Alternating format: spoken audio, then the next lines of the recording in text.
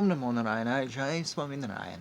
Welcome back. Today we are working through the second half of chapter 24, the Subterranean Heavenly Planets. We are starting with verse 16. So, Sukadeva Goswami is talking to the king and says, "My dear king, now I shall describe to you the lower planetary systems, one by one, beginning from Atala. In Atala there is a demon, the son of Maya Danava, named Bala, who created 96 kinds of mystic power. Some so-called yogis and swamis take advantage of this mystic power to cheat people even today. Simply by yawning, the demon Bala created 3 kinds of women, known as Svarini, Kamini, and Pumskali. The Svarinis like to marry men from their own group. The Kaminis marry men from any group, and the Pumskalis change husbands one after another. If a man enters the planet of Atala, these women immediately capture him and induce him to drink an intoxicating beverage made with a drug known as hataka.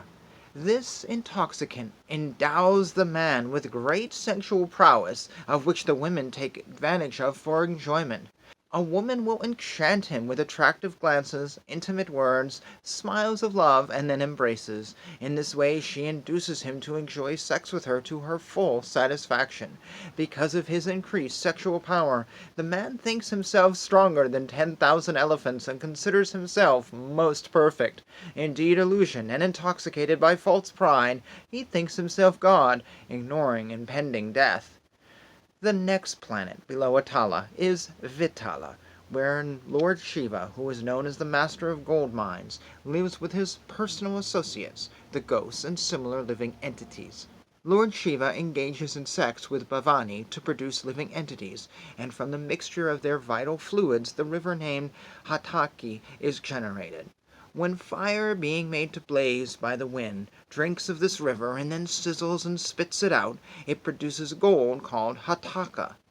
The demons who live on that planet with their wives decorate themselves with various ornaments made from that gold, and thus they live there happily. Below the planet Vitala is another planet known as Sutala, where the great son of Maharaja Virokana, Bali Maharaja, who is celebrated as the most pious king, resides even now. For the welfare of Indra, the king of heaven, Lord Vishnu appeared in the form of a dwarf, Brahmachari, as the son of Aditi, and tricked Bali Maharaja by begging for only 3 paces of land, but taking all the 3 worlds. Being very pleased with Bali Maharaja for giving all his possessions, the Lord returned his kingdom and made him richer than the opulent King Indra. Even now, Bali Maharaja engages in devotional service by worshipping Lord Vishnu in the planet of Sutala. Bali Maharaja donated all his possessions to Lord Vishnu, but one should certainly not conclude that he achieved his great worldly opulence in Bila Svarga as a result of his charitable disposition. Lord Vishnu, who is the source of life for all living entities, lives within everyone as the friendly supersoul, and under his direction a living entity enjoys or suffers in the material world. Greatly appreciating the transcendental qualities of the Lord, Bali Maharaja offered everything at his lotus feet. His purpose, however, was not to gain anything material, but to become a pure devotee. For a pure devotee, the door of liberation is automatically opened. One should not think that Bali Maharaja was given so much material opulence merely because of his charity. When one becomes a pure devotee in love, he may also be blessed with good material position by the will of the Supreme Lord. However, one should not mistakenly think that the material opulence of a devotee is the result of his devotional service. The real result of devotional service is the awakening of pure love for Lord Vishnu, which continues under all circumstances. If one who is embarrassed by hunger or falls down or stumbles, chants the holy name of the Lord even once, willingly or unwillingly, he is immediately freed from the reactions of his past deeds. Karmis entangled in material activities face many difficulties in the practice of mystic yoga and other endeavors to achieve that same freedom. Lord Vishnu, who is situated in everyone's heart as the super soul, sells himself to the devotee, such as Narada Muni. In other words, the Lord gives pure love to such devotees and gives himself to those who love him purely.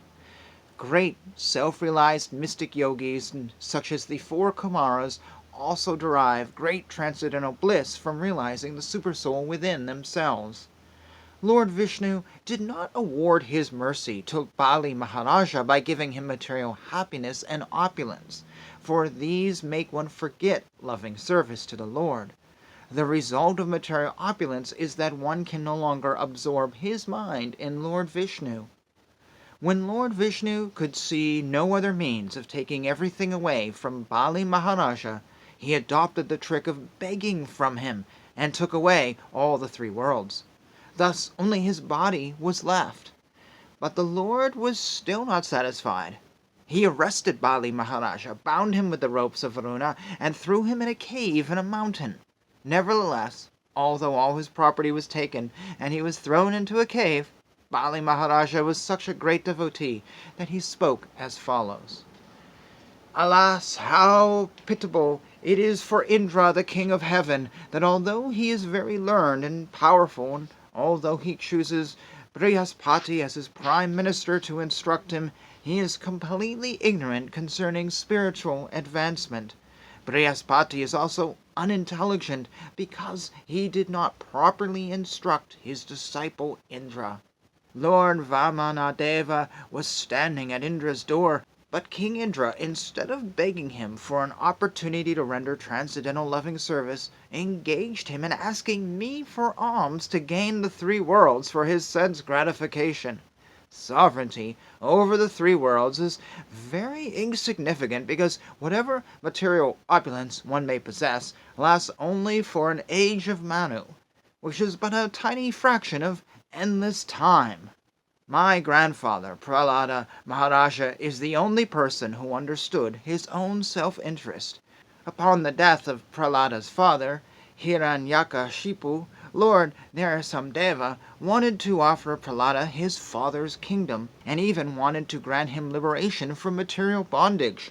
But Prahlada accepted neither. Liberation and material opulence, he thought, are obstacles to devotional service, and therefore such gifts from Lord Vishnu are not his actual mercy. Consequently, instead of accepting the results of karma and jhana, Prahlada Maharaja simply begged the Lord for engagement in the service of his servant. Persons like us, who are still attached to material enjoyment, who are contaminated by the modes of material nature, and who lack the mercy of Lord Vishnu, cannot follow the supreme path of Prahlada Maharaja, the exalted devotee of the Lord. Thus spoke Bali Maharaja. Sukadeva Goswami continued his talk. My dear king, how shall I glorify the character of Bali Maharaja? Lord Vishnu, the master of the three worlds, who is most compassionate to his own devotee, stands with club in hand at Bali Maharaja's door. When Ravana, the powerful demon, came to gain victory over Bali Maharaja, Vamanadeva kicked him a distance of 80,000 miles with his big toe. I shall explain the character and activities of Bali Maharaja later. Beneath the planet known as Sutala is another planet called Talatala, which is ruled by the Danava demon named Maya. Maya is known as the master of all the Mayavis, who can invoke the powers of sorcery. For the benefit of the three worlds, Lord Shiva, who is known as Tripurari, once set fire to the three kingdoms of Maya, but later, being pleased with him, he returned his kingdom. Since that time, Maya Danava has been protected by Lord Shiva, and therefore he falsely thinks that he need not fear the Sudarshana disc of Lord Vishnu. The planetary system below Talatala is known as Mahatala. It is the abode of many hooded snakes, descendants of Kadru, who are always very angry. The great snakes who are prominent are Kuhaka, Takshaka, Kalia, and Sushena. The snakes in Mahatala are always disturbed by fear of Garuda, the carrier of Lord Vishnu. But although they are full of anxiety, some of them nevertheless sport with their wives, children, friends, and relatives. Beneath Mahatala is the planetary system known as Rasatala, which is the abode of the demonic sons of Diti and Danu. They are called Panis, Nivata Kavakas, Kalayas, and Hiranya Piravasis. They are all enemies of the demigods, and they reside in holes like snakes. From birth they are extremely powerful and cruel, and although they are proud of their strength, they are always defeated by the Sudarshana disk of Lord Vishnu, who rules all the planetary systems.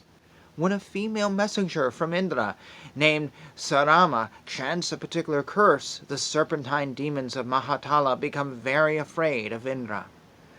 Beneath Rasatala is another planetary system known as Atala or Nagaloka, where there are many demonic serpents.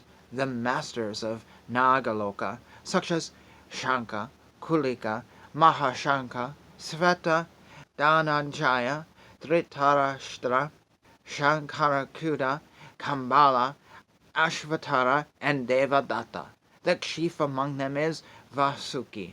They are all extremely angry, and they have many, many hoods.